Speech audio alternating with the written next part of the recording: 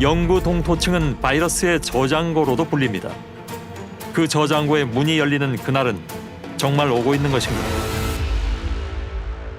빙하가 무너져 내린다는 것에는 또 다른 의미가 숨어 있을 수 있습니다. 우리 인간에게는 매우 치명적인 그 무엇인가가 저 안에는 있을 수 있다는 것이죠. 영구 동토층에 묻혀있던 고대 바이러스가 땅이 녹자 마치 좀비처럼 되살아난 겁니다. 지난 10년 동안 얼음 속에서 발견된 고대 바이러스는 무려 40종이 넘습니다. 대다수의 바이러스에 대해서 우리는 아직 모릅니다. 우리 인류가 전혀 노출되었던 적이 없는 바이러스들도 있습니다. 동물과 같이 묻혀 있었던 바이러스가 이제 나오게 되거든요. 예를 들어 맘모스 같은 것이죠. 맘모스가 이제 멸종한 건 이제 빙하기 때문에 멸종했는데, 맘모스가 당시에 살았을 때 우리가 현재는 모르지만 질병에 걸려서 죽을 수도 있거든요. 우리는 아직도 바이러스를 극복하지 못했습니다. 현재 중국에선 하루 9,000명가량이 코로나로 사망하는 것으로 추정되고 있습니다. 미래에는 코로나19보다 더 강한 바이러스들과 더 자주, 더 오래 접촉하게 될지도 모릅니다. 유럽에서 원숭이 두창 감염을 가장 먼저 확인한 건 영국입니다.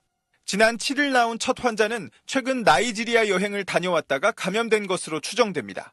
이후 영국에서만 모두 20명이 원숭이 두창에 감염됐고, 스페인과 포르투갈 등 유럽의 다른 나라는 물론 미국과 캐나다로까지 급격히 확산하면서 지금 감염 환자는 100명이 넘습니다.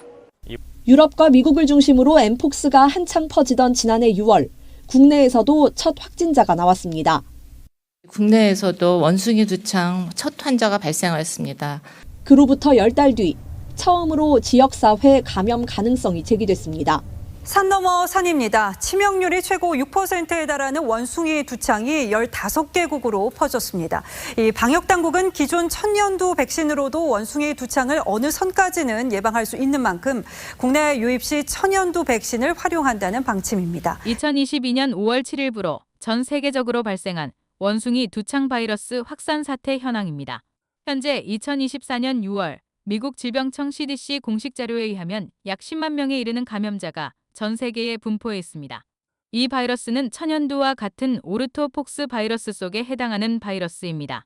최근 엠폭스로 개명을 한 원숭이 두창과인 천연두는 1980년에 인류가 박멸선언을 했지만 이 바이러스가 다시 생겼다는 것은 매우 의미심장합니다. 공식 자료에 따르면 현재 원숭이 두창에 감염되었을 시 대부분은 2에서 4주 뒤 자연 회복하지만 중증에 이르는 경우 폐출혈로 이어져 심하면 사망에 이를 수 있다고 보도되었습니다. 미국에서 빠르게 번지고 있는 코로나19 변이가 우리나라에도 이미 들어온 것으로 확인됐습니다. XBB 1.5 변이는 새로운 오미크론 하위 변이 중 하나로 면역 회피력이 더 높아서 백신을 맞거나 기존에 감염된 면역이 있더라도 다시 감염될 가능성이 높습니다. 이 때문에 미국에서 곧 우세종이 될 것으로 관측되고 있습니다.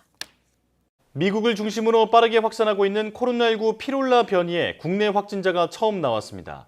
중앙방역대책본부는 지난달 31일 오미크론 BA 2.86이 국내에서 한 건 나왔다며 확진자는 해외 여행력이 없어 국내 감염 사례로 추정된다고 밝혔습니다. 현지 시각 8일 뉴스위크에 따르면 최근 코로나19 변이 바이러스인 오미크론의 하위 변종 플러트가 확산하고 있습니다. 노년층이나 면역 체계가 약한 사람 등 취약 계층에게는 우려되는 문제라고 지적했습니다. 이어 플러트 변종으로 올여름 코로나19가 재유행할 수 있다는 우려가 커지고 있다며 향후 몇 개월간 변종 바이러스에 의해 소규모 감염이 확산할 수 있다고 경고했습니다.